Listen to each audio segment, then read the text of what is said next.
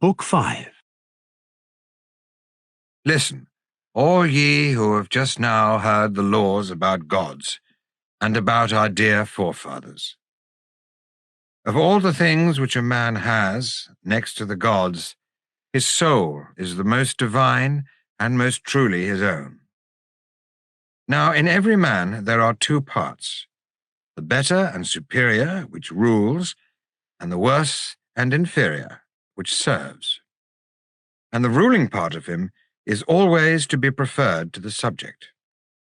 Wherefore I am right in bidding everyone next to the gods who are our masters, and those who in order follow them, i.e. the demons, to honour his own soul, which everyone seems to honour, but no one honours as he ought. For honour is a divine good, and no evil thing is honourable. And he who thinks that he can honour the soul by word or gift, or any sort of compliance, without making her in any way better, seems to honour her, but honours her not at all. For example, every man from his very boyhood fancies that he is able to know everything, and thinks that he honours his soul by praising her, and he is very ready to let her do whatever she may like. But I mean to say that in acting thus he injures his soul, and is far from honouring her. Whereas, in our opinion, he ought to honour her as second only to the gods. Again, when a man thinks that others are to be blamed, and not himself, for the errors which he has committed from time to time, and the many and great evils which befell him in consequence, and is always fancying himself to be exempt and innocent, he is under the idea that he is honouring his soul. Whereas the very reverse is the fact, for he is really injuring her. And when, disregarding the word and approval of the legislator, he indulges in pleasure, then again he is far from honouring her. He only dishonours her, and fills her full of evil and remorse. Or when he does not endure to the end the labours and fears and sorrows and pains which the legislator approves, but gives way before them, then by yielding he does not honour the soul. But by all such conduct he makes her to be dishonourable. Now, when he thinks that life, at any price, is a good, does he honour her? But yet once more he dishonours her. For the soul, having a notion the world below is all evil, he yields to her, and does not resist and teach or convince her that, for aught she knows, the world of the gods below, instead of being evil, may be the greatest of all goods. Again, when any one prefers beauty to virtue, what is this but the real and utter dishonour of the soul? For such a preference implies that the body is more honourable than the soul, and this is false. For there is nothing of earthly birth which is more honourable than the heavenly, and he who thinks otherwise of the soul has no idea how greatly he undervalues this wonderful possession. Nor again, when a person is willing or not unwilling to acquire dishonest gains, does he then honour his soul with gifts? Far otherwise. He sells her glory and honour for a small piece of gold. But all the gold which is under or upon the earth is not enough to give in exchange for virtue. In a word, I may say that he who does not estimate the base and evil, the good and noble, according to the standard of the legislator, and abstain in every possible way from the one and practice the other to the utmost of his power, does not know that in all these respects he is most foully and disgracefully abusing his soul, which is the divinest part of man.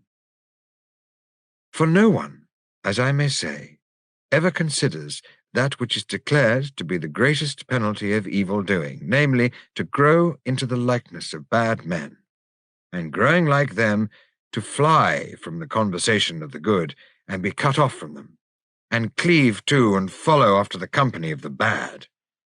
And he who is joined to them must do and suffer what such men by nature do and say to one another, a suffering which is not justice, but retribution. For justice and the just are noble, whereas retribution is the suffering which waits upon injustice. And whether a man escape or endure this, he is miserable. In the former case, because he is not cured, while in the latter he perishes in order that the rest of mankind may be saved. Speaking generally, our glory is to follow the better and improve the inferior, which is susceptible of improvement, as far as this is possible.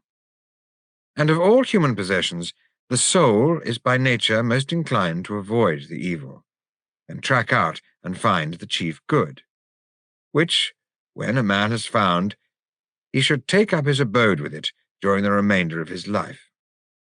Wherefore the soul also is second, or next to God, in honour, and third, as everyone will perceive, comes the honour of the body in natural order. Having determined this, we have next to consider that there is a natural honour of the body, and that of honours some are true and some are counterfeit.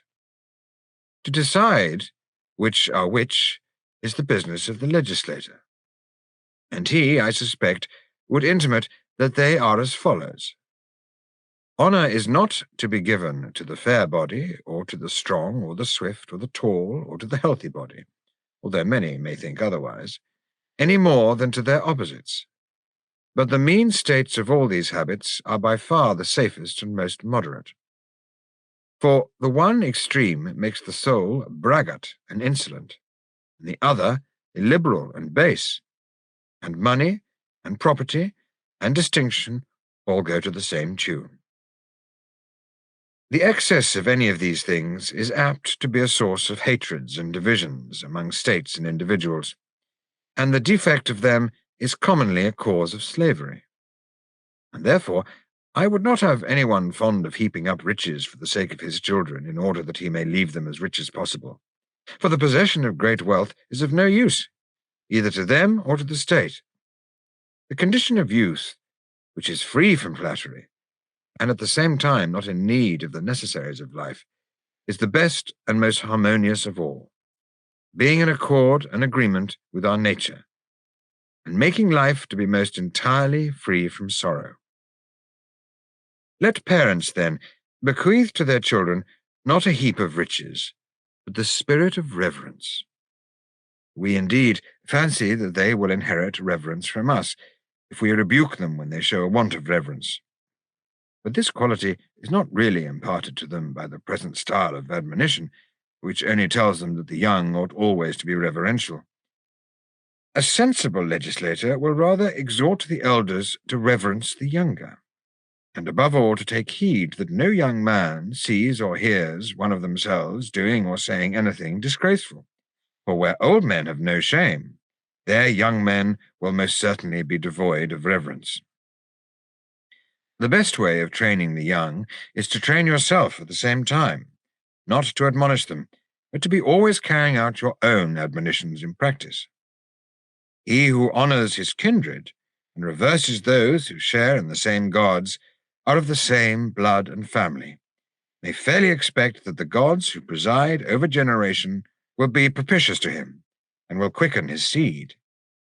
And he who deems the services which his friends and acquaintances do for him greater and more important than they themselves deem them, and his own favors to them less than theirs to him, will have their good will in the intercourse of life.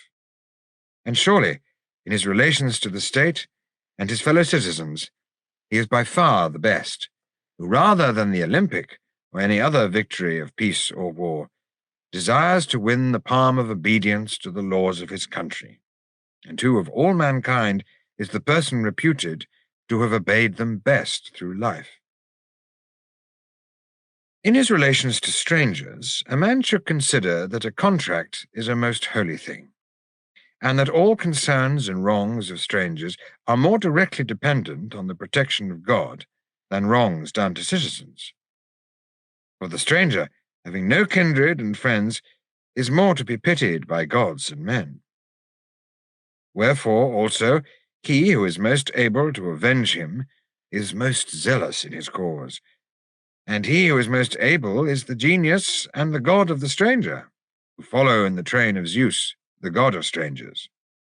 And for this reason, he who has a spark of caution in him will do his best to pass through life without sinning against the stranger. and of offences committed, whether against strangers or fellow countrymen, that against suppliants is the greatest. For the God who witnessed to the agreement made with the suppliant becomes, in a special manner, the guardian of the sufferer, and he will certainly not suffer unavenged. Thus we have fairly described the manner in which a man is to act about his parents, and himself, and his own affairs, and in relation to the state, and his friends and kindred, both in what concerns his own countrymen and in what concerns the stranger. We will now consider what manner of man he must be who would best pass through life in respect of those other things which are not matters of law, but of praise and blame only, in which praise and blame educate a man, and make him more tractable and amenable to the laws which are about to be imposed. Truth is the beginning of every good thing, both to gods and men. And he who would be blessed and happy should be from the first a partaker of the truth, that he may live a true man as long as possible, for then he can be trusted. But he is not to be trusted who loves voluntary falsehood, and he who loves involuntary falsehood is a fool.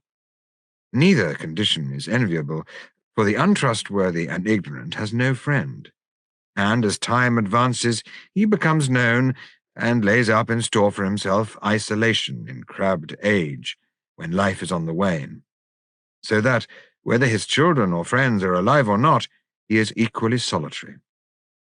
Worthy of honour is he who does no injustice, and of more than twofold honour, if he not only does no injustice himself, but hinders others from doing any. The first may count as one man. The second is worth many men, because he informs the rulers of the injustice of others. And yet more highly to be esteemed is he who cooperates with the rulers in correcting the citizens as far as he can. He shall be proclaimed the great and perfect citizen, and bear away the palm of virtue. The same praise may be given about temperance and wisdom, and all other goods which may be imparted to others, as well as acquired by a man for himself. He who imparts them shall be honoured as the man of men. And he who is willing, yet is not able, may be allowed the second place. But he who is jealous, and will not, if he can help, allow others to partake in a friendly way of any good, is deserving of blame. The good, however, which he has, is not to be undervalued by us because it is possessed by him, but must be acquired by us also to the utmost of our power. Let every man, then, freely strive for the prize of virtue, and let there be no envy, for the unenvious nature increases the greatness of states. He himself contends in the race, blasting the fair fame of no man. But the envious, who thinks that he ought to get the better by defaming others, is less energetic himself in the pursuit of true virtue, and reduces his rivals to despair by his unjust slanders of them. And so he makes the whole city to enter the arena untrained in the practice of virtue, and diminishes her glory as far as in him lies. Now every man should be valiant, but he should also be gentle. From the cruel, or hardly curable, or altogether incurable acts of injustice done to him by others, a man can only escape by fighting and defending himself and conquering, and by never ceasing to punish them. And no man who is not of a noble spirit is able to accomplish this. As to the actions of those who do evil, but whose evil is curable in the first place, let us remember that the unjust man is not unjust of his own free will. For no man of his own free will would choose to possess the greatest of evils, and least of all in the most honourable part of himself. And the soul, as we have said, is of a truth deemed by all men the most honourable.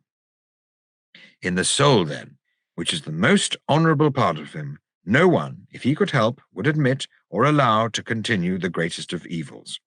The unrighteous and vicious are always to be pitied in any case, and one can afford to forgive as well as pity him who is curable, and refrain and calm one's anger, not getting into a passion like a woman and nursing ill feeling.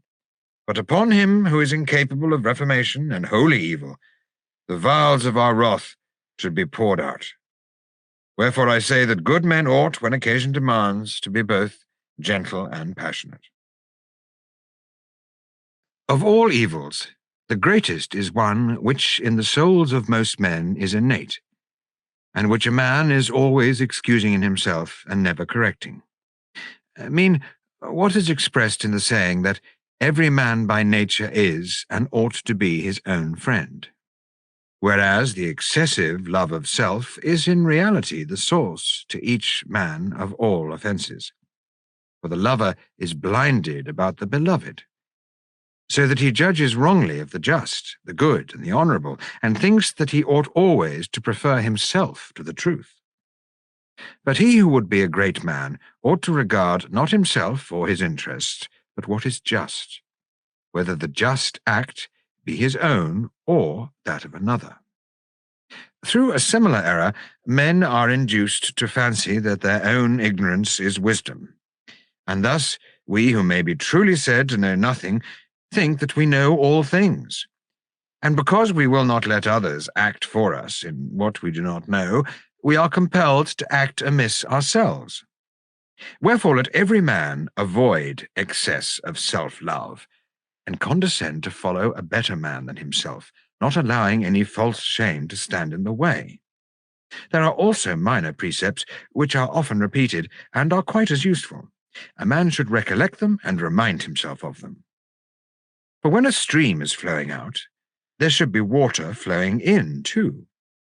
And recollection flows in while wisdom is departing. Therefore, I say that a man should refrain from excess either of laughter or tears, and should exhort his neighbour to do the same. He should veil his immoderate sorrow or joy, and seek to behave with propriety, whether the genius of his good fortune remains with him, or whether at the crisis of his fate, when he seems to be mounting high and steep places, the gods oppose him in some of his enterprises, still he may ever hope, in the case of good men, that whatever afflictions are to befall them in the future God will lessen, and that present evils he will change for the better. And as to the goods, which are the opposite of these evils, he will not doubt that they will be added to them, and that they will be fortunate. Such should be men's hopes, and such should be the exhortations with which they admonish one another, never losing an opportunity, but on every occasion distinctly reminding themselves and others of all these things, both in jest and earnest. Enough has now been said of divine matters, both as touching the practices which men ought to follow, and as to the sort of persons who they ought severally to be. But of human things we have not as yet spoken, and we must, for to men we are discoursing, and not to gods. Pleasures and pains and desires are a part of human nature, and on them every mortal being must, of necessity, hang and depend with the most eager interest. And therefore we must praise the noblest life, not only as the fairest in appearance, but as being one which, if a man will only taste, and not, while still in his youth, desert for another, he will find to surpass also in the very thing which we all of us desire. I mean, in having a greater amount of pleasure and less of pain during the whole of life. And this will be plain, if a man has a true taste of them, as will be quickly and clearly seen. But what is a true taste? That we have to learn from the argument, the point being what is according to nature and what is not according to nature. One life must be compared with another, the more pleasurable with the more painful, after this manner. We desire to have pleasure, but we neither desire nor choose pain. And the neutral state we are ready to take in exchange, not for pleasure, but for pain, and we also wish for less pain and greater pleasure. But less pleasure and greater pain we do not wish for, and an equal balance of either we cannot venture to assert that we should desire. And all these differ, or do not differ severally in number and magnitude and intensity and equality, and in the opposites of these when regarded as objects of choice, in relation to desire. And such being the necessary order of things, we wish for that life in which there are many great and intense elements of pleasure and pain, and in which the pleasures are in excess, and do not wish for that in which the opposites succeed. Nor again do we wish for that in which the clements of either are small and few and feeble, and the pains exceed. And when, as I said before, there is a balance of pleasure and pain in life, this is to be regarded by us as the balanced life, while other lives are preferred by us because they exceed in what we like, or are rejected by us because they exceed in what we dislike. All the lives of men may be regarded by us as bound up in these, and we must also consider what sort of lives we by nature desire. And if we wish for any others, I say that we desire them only through some ignorance and inexperience of the lives which actually exist. Now, what lives are they? And how many in which, having searched out and beheld the objects of will and desire and their opposites, and making of them a law, choosing, I say, the dear and the pleasant and the best and noblest, a man may live in the happiest way possible? Let us say that the temperate life is one kind of life, and the rational another, and the courageous another, and the healthful another. And to these four let us oppose four other lives: the foolish, the cowardly, the intemperate, the diseased. He who knows the temperate life will describe it as in all things gentle, having gentle pains and gentle pleasures, and placid desires, and loves not insane. Whereas the intemperate life is impetuous in all things, and has violent pains and pleasures, and vehement and stinging desires, and loves utterly insane. And in the temperate life, the pleasures exceed the pains. But in the intemperate life, the pains exceed the pleasures in greatness and number and frequency. Hence, one of the two lives is naturally and necessarily more pleasant, and the other more painful. And he who would live pleasantly cannot possibly choose to live intemperately. And if this is true, the inference clearly is that no man is voluntarily intemperate, but that the whole multitude of men lack temperance in their lives, either from ignorance or from want of self-control, or both. And the same holds of the diseased and healthy life. They both have pleasures and pains, but in health the pleasure exceeds the pain, and in sickness the pain exceeds the pleasure. Now, our intention in choosing the lives is not that the painful should exceed, but the life in which pain is exceeded by pleasure we have determined to be the more pleasant life. And we should say that the temperate life has the elements both of pleasure and pain fewer and smaller and less frequent than the intemperate, and the wise life than the foolish life, and the life of courage than the life of cowardice, one of each pair exceeding in pleasure, and the other in pain, the courageous surpassing the cowardly, and the wise exceeding the foolish. And so the one class of lives exceeds the other class in pleasure. The temperate and courageous and wise and healthy exceed the cowardly and foolish and intemperate and diseased lives. And generally speaking, that which has any virtue, whether of body or soul, is pleasanter than the vicious life, and far superior in beauty and rectitude and excellence and reputation, and causes him who lives accordingly to be infinitely happier than the opposite. Enough of the preamble, and now the laws should follow, or, to speak more correctly, outline of them. As then, in the case of a web or any other tissue, the warp and the woof cannot be made of the same materials.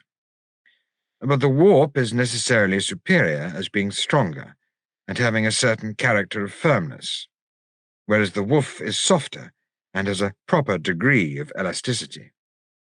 In a similar manner, those who are to hold great offices and states should be distinguished truly in each case from those who have been but slenderly proven by education. Let us suppose that there are two parts in the constitution of a state. One, the creation of offices, the other the laws which are assigned to them to administer. But before all this comes the following consideration. The shepherd or herdsman or breeder of horses or the like, when he has received his animals, will not begin to train them until he has first purified them in a manner which befits a community of animals. He will divide the healthy and unhealthy, and the good breed and the bad breed, and will send away the unhealthy and badly bred to other herds, and tend the rest, reflecting that his labours will be vain and have no effect, either on the souls or bodies of those whom nature and ill nature have corrupted, and that they will involve in destruction the pure and healthy nature and being of every other animal, if he should neglect to purify them. Now, the case of other animals is not so important. They are only worth introducing for the sake of illustration. But what relates to man is of the highest importance, and the legislator should make inquiries and indicate what is proper for each one in the way of purification and of any other procedure. Take, for example, the purification of a city. There are many kinds of purification, some easier and others more difficult, and some of them, and the best and most difficult of them, the legislator, if he be also a despot, may be able to effect. But the legislator who, not being a despot, sets up a new government and laws, even if he attempt the mildest of purgations, may think himself happy if he can complete his work. The best kind of purification is painful, like similar cures in medicine, involving righteous punishment and inflicting death or exile in the last resort. For in this way we commonly dispose of great sinners who are incurable, and are the greatest injury of the whole state.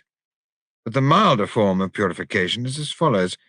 When men who have nothing, and are in want of food, show a disposition to follow their leaders in an attack on the property of the rich, these, who are the natural plague of the state, are sent away by the legislator in a friendly spirit as far as he is able. And this dismissal of them is euphemistically termed a colony. And every legislator should contrive to do this at once. Our present case, however, is peculiar, for there is no need to devise any colony or purifying separation under the circumstances in which we are placed. But, as when many streams flow together from many sources, whether springs or mountain torrents, into a single lake, we ought to attend and take care that the confluent waters should be perfectly clear, and in order to effect this, should pump and draw off and divert impurities. So in every political arrangement there may be trouble and danger. But seeing that we are now only discoursing and not acting, let our selection be supposed to be completed, and the desired purity attained. Touching evil men who want to join and be citizens of our state, after we have tested them by every sort of persuasion and for a sufficient time, we will prevent them from coming. But the good we will, to the utmost of our ability, receive as friends with open arms. Another piece of good fortune must not be forgotten, which, as we were saying, the Heraclic colony had, and which is also ours, that we have escaped division of land and the abolition of debts, for these are always a source of dangerous contention.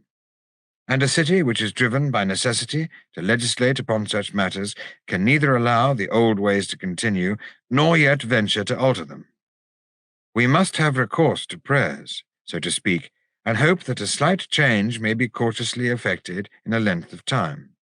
And such a change can be accomplished by those who have abundance of land, and having also many debtors, are willing, in a kindly spirit, to share with those who are in want, sometimes remitting and sometimes giving, holding fast in a path of moderation, and deeming poverty to be the increase of a man's desires, and not the diminution of his property. For this is the great beginning of salvation to a state, and upon this lasting basis may be erected afterwards whatever political order is suitable under the circumstances. But if the change be based upon an unsound principle, the future administration of the country will be full of difficulties. That is a danger which, as I am saying, is escaped by us. And yet we had better say how, if we had not escaped, we might have escaped. And we may venture now to assert that no other way of escape, whether narrow or broad, can be devised but freedom from avarice and a sense of justice, Upon this rock our city shall be built. For there ought to be no disputes among citizens about property. If there are quarrels of long standing among them, no legislator of any degree of sense will proceed a step in the arrangement of the state until they are settled.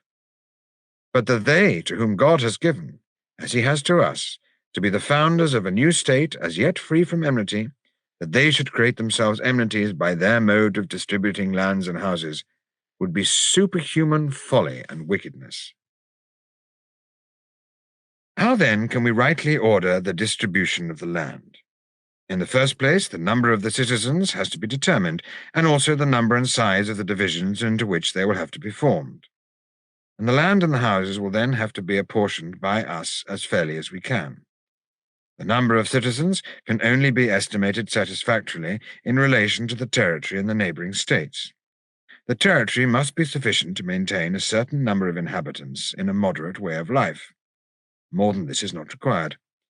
And the number of citizens should be sufficient to defend themselves against the injustice of their neighbours, and also to give them the power of rendering efficient aid to their neighbours when they are wronged. After having taken a survey of theirs and their neighbours' territory, we will determine the limits of them, in fact as well as in theory. And now let us proceed to legislate with a view to perfecting the form and outline of our state. The number of our citizens shall be 5,040. This will be a convenient number, and these shall be owners of the land and protectors of the allotment. The houses and the land will be divided in the same way, so that every man may correspond to a lot. Let the whole number be first divided into 2 parts, and then into 3, and the number is further capable of being divided into 4 or 5 parts, or any number of parts up to 10. Every legislator ought to know so much arithmetic as to be able to tell what number is most likely to be useful to all cities, and we are going to take that number which contains the greatest and most regular and unbroken series of divisions.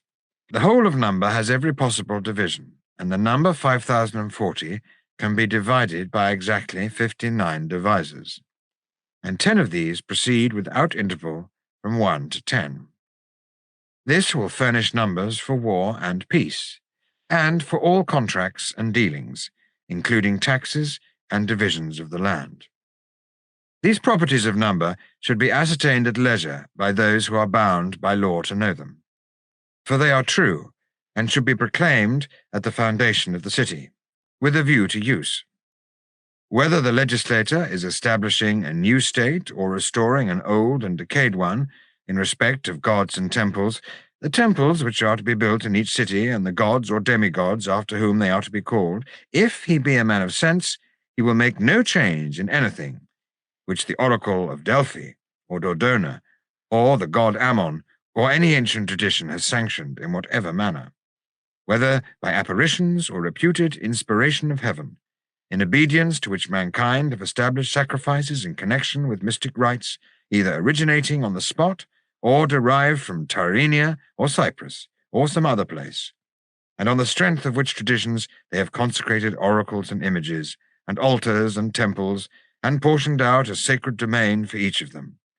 The least part of all these ought not to be disturbed by the legislator, but he should assign to the several districts some god or demigod or hero, and in the distribution of the soil should give to these first their chosen domain and all things fitting, that the inhabitants of the several districts may meet at fixed times, and that they may readily supply their various wants, and entertain one another with sacrifices, and become friends and acquaintances.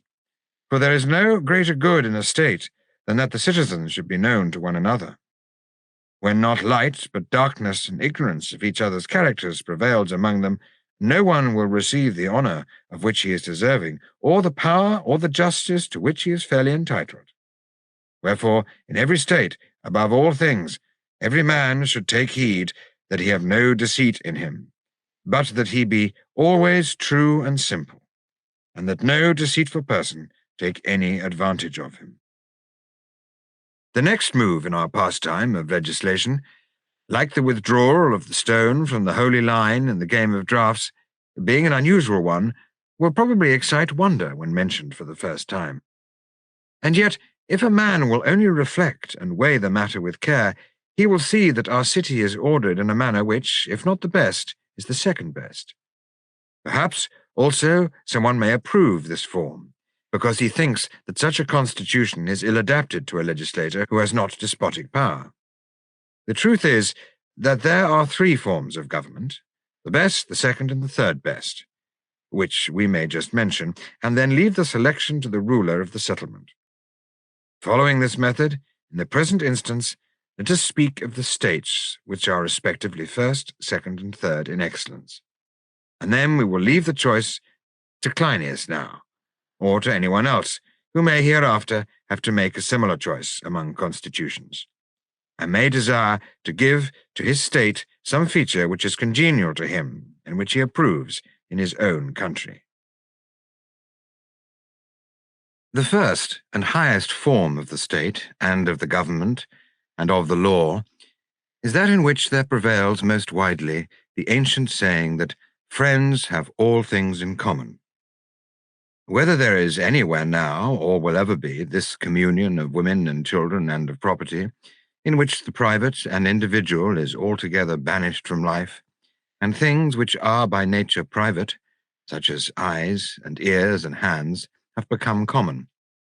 In some way see and hear and act in common, and all men express praise and blame and feel joy and sorrow on the same occasions, and whatever laws there are unite the city to the utmost.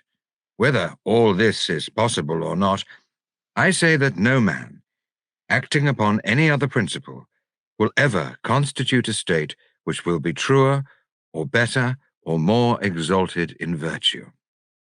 Whether such a state is governed by gods or sons of gods, one or more than one, happy are the men who, living after this manner, dwell there. And therefore, to this we are to look for the pattern of the state, and to cling to this, and to seek with all our might for one which is like this. The state which we have now in hand, when created, will be nearest to immortality, and the only one which takes the second place. And after that, by the grace of God, we will complete the third one. And we will begin by speaking of the nature and origin of the second. Let the citizens at once distribute their land and houses, and not till the land in common, since a community of goods goes beyond their proposed origin and nurture and education.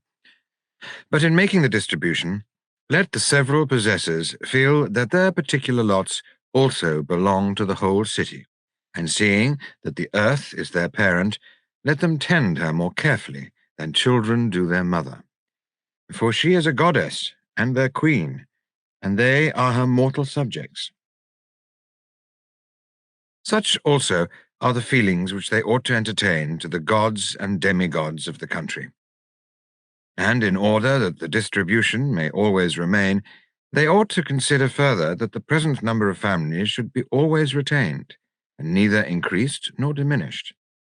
This may be secured for the whole city in the following manner.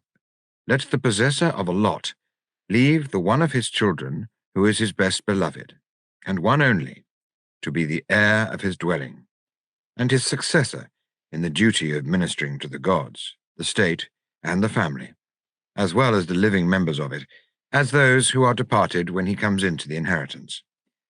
But of his other children, if he have more than one, he shall give the females in marriage according to the law to be hereafter enacted, and the males he shall distribute as sons to those citizens who have no children and are disposed to receive them. Or if there should be none such, and particular individuals have too many children, male or female, or too few, as in the case of barrenness, in all these cases let the highest and most honorable magistracy, created by us, judge and determine what is to be done with the redundant or deficient, and devise a means that the number of 5,040 houses shall always remain the same. There are many ways of regulating numbers, for they in whom generation is affluent may be made to refrain, and on the other hand, special care may be taken to increase the number of births by rewards and stigmas, or we may meet the evil by the elder men giving advice and administering rebuke to the younger. In this way the object may be attained.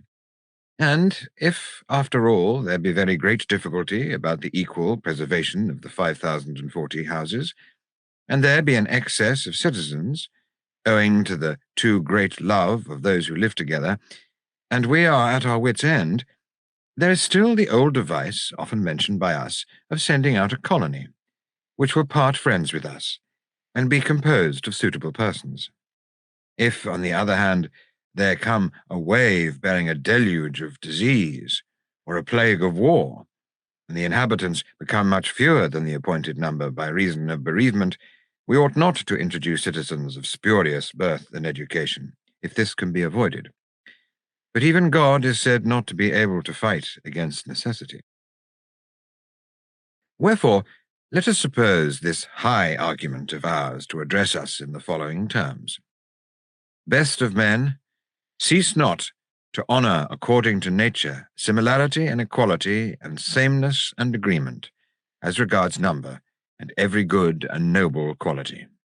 And above all, observe the aforesaid number, 5,040, throughout life. In the second place, do not disparage the small and modest proportions of the inheritances which you received in the distribution, by buying and selling them to one another.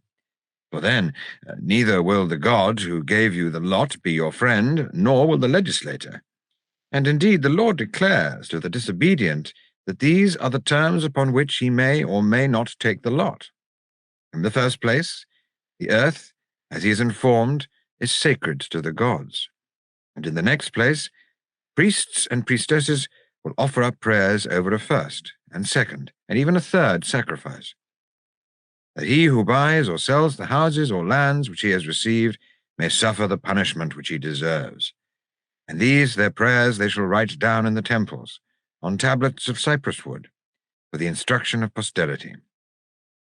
Moreover, they will set a watch over all these things, that they may be observed.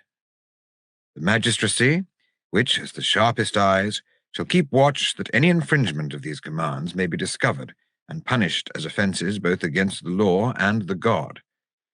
How great is the benefit of such an ordinance to all those cities which obey and are administered accordingly.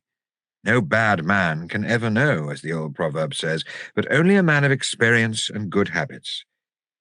For in such an order of things there will not be much opportunity for making money. No man either ought, or indeed will be allowed, to exercise any ignoble occupation, of which the vulgarity is a matter of reproach to a freeman, and should never want to acquire riches by any such means. Further, the law enjoins that no private man shall be allowed to possess gold and silver, but only coin for daily use, which is almost necessary in dealing with artisans and for payment of hirelings, whether slaves or immigrants, by all those persons who require the use of them. Wherefore, our citizens, as we say, should have a coin passing current among themselves, but not accepted among the rest of mankind, with a view, however, to expeditions and journeys to other lands, for embassies. For any other occasion which may arise of sending out a herald, the state must also possess a common Hellenic currency. If a private person is ever obliged to go abroad, let him have the consent of the magistrates and go. And if when he returns he has any foreign money remaining, let him give the surplus back to the treasury, and receive a corresponding sum in the local currency. And if he is discovered to appropriate it, let it be confiscated, and let him who knows and does not inform be subject to curse and dishonour, equally him who brought the money, and also to a fine not less in amount than the foreign money which has been brought back. In marrying and giving in marriage, no one shall give or receive any dowry at all, and no one shall deposit money with another whom he does not trust as a friend, nor shall he lend money upon interest, and the borrower should be under no obligation to repay either capital or interest. That these principles are best, any one may see who compares them with the first principle and intention of a state. The intention, as we affirm, of a reasonable statesman is not what the many declare to be the object of a good legislator, namely, that the state, for the true interests of which he is advising, should be as great and as rich as possible, and should possess gold and silver, and have the greatest empire by sea and land. This they imagine to be the real object of legislation, at the same time adding inconsistently that the true legislator desires to have the city the best and happiest possible. But they do not see that some of these things are possible, and some of them are impossible. And he who orders the state will desire what is possible, and will not indulge in vain wishes or attempts to accomplish that which is impossible. The citizen must indeed be happy and good, and the legislator will seek to make him so. But very rich and very good at the same time he cannot be, not at least in the sense in which the many speak of riches. For they mean by the rich the few who have the most valuable possessions, although the owner of them may quite well be a rogue. And if this is true, I can never assent to the doctrine that the rich man will be happy. He must be good as well as rich, and good in a high degree, and rich in a high degree at the same time he cannot be. Someone will ask, why not? And we shall answer. Because acquisitions which come from sources which are just and unjust indifferently are more than double those which come from just sources only. And the sums which are expended neither honourably nor disgracefully are only half as great as those which are expended honourably and on honourable purposes. Thus, if the one acquires double and spends half, the other, who is in the opposite case and is a good man, cannot possibly be wealthier than he. The first, I am speaking of the saver and not of the spender, is not always bad. He may indeed in some cases be utterly bad, but, as I was saying, a good man he never is. For he who receives money unjustly as well as justly, and spends neither nor unjustly, will be a rich man if he be also thrifty. On the other hand, the utterly bad is in general profligate, and therefore very poor, while he who spends on noble objects and acquires wealth by just means only can hardly be remarkable for riches any more than he can be very poor. Our statement, then, is true, that the very rich are not good, and, if they are not good, they are not happy. But the intention of our laws was that the citizens should be as happy as may be, and as friendly as possible to one another. And men who are always at law with one another, and amongst whom there are many wrongs done, can never be friends to one another, but only those among whom crimes and lawsuits are few and slight. Therefore, we say that gold and silver ought not to be allowed in the city, nor much of the vulgar sort of trade which is carried on by lending money, or rearing the meaner kinds of livestock, but only the produce of agriculture, and only so much of this as will not compel us in pursuing it to neglect that for the sake of which riches exist. I mean soul and body, which, without gymnastics and without education, will never be worth anything. And therefore, as we have said not once but many times, the care of riches should have the last place in our thoughts. For there are in all three things about which every man has an interest. And the interest about money, when rightly regarded, is the third and lowest of them. Midway comes the interest of the body, and, first of all, that of the soul. And the state which we are describing will have been rightly constituted if it ordains honours according to this scale.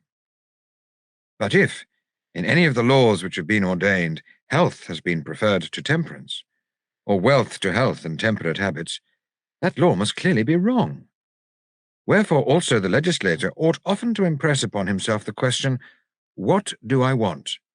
And, do I attain my aim, or do I miss the mark? In this way, and in this way only, he may acquit himself and free others from the work of legislation. Let the allottee then hold his lot upon the conditions which we have mentioned. It would be well that every man should come to the colony having all things equal. But seeing that this is not possible, and one man will have greater possessions than another, for many reasons, and in particular in order to preserve equality in special crises of the state, qualifications of property must be unequal, in order that offices and contributions and distributions may be proportioned to the value of each person's wealth, and not solely to the virtue of his ancestors or himself, nor yet to the strength and beauty of his person, but also to the measure of his wealth or poverty. And so, by a law of inequality, which will be in proportion to his wealth, he will receive honours and offices as equally as possible, and there will be no quarrels and disputes. To which end there should be 4 different standards appointed according to the amount of property. There should be a first and a second and a third and a fourth class, in which the citizens will be placed, and they will be called by these or similar names. They may continue in the same rank, or pass into another in any individual case, on becoming richer from being poorer, or poorer from being richer. The form of law which I should propose as the natural sequel would be as follows.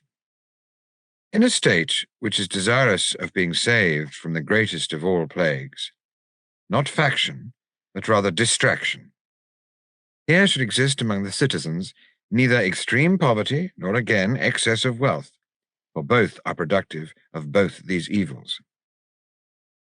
Now, the legislator should determine what is to be the limit of poverty or wealth. Let the limit of poverty be the value of the lot. This ought to be preserved, and no ruler, nor anyone else who aspires after a reputation for virtue, will allow the lot to be impaired in any case. This the legislator gives as a measure, and he will permit a man to acquire double or triple, or as much as 4 times the amount of this.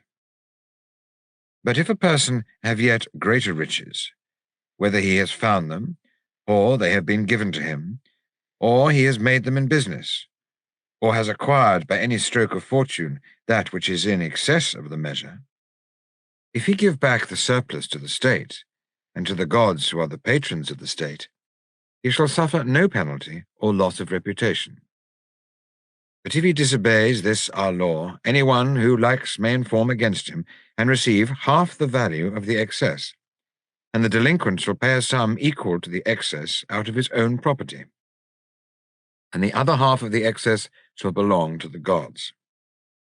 And let every possession of every man, with the exception of the lot, be publicly registered before the magistrates whom the law appoints, so that all suits about money may be easy and quite simple. The next thing to be noted is that the city should be placed as nearly as possible in the centre of the country. We should choose a place which possesses what is suitable for a city. This may easily be imagined and described. Then we will divide the city into 12 portions. First, founding temples to Hestia, to Zeus, and to Athene, in a spot which we will call the Acropolis, and surround with a circular wall, making the division of the entire city and country radiate from this point. The 12 portions shall be equalized by the provision that those which are of good land shall be smaller, while those of inferior quality shall be larger. The number of the lots shall be 5,040, and each of them shall be divided into 2, and every allotment shall be composed of 2 such sections, one of land near the city, the other of land which is at a distance. And this arrangement shall be carried out in the following manner. The section which is near the city shall be added to that which is on borders, and form 1 lot. And the portion which is next nearest shall be added to the portion which is next farthest, and so of the rest. Moreover, in the 2 sections of the lots, the same principle of equalization of the soil ought to be maintained.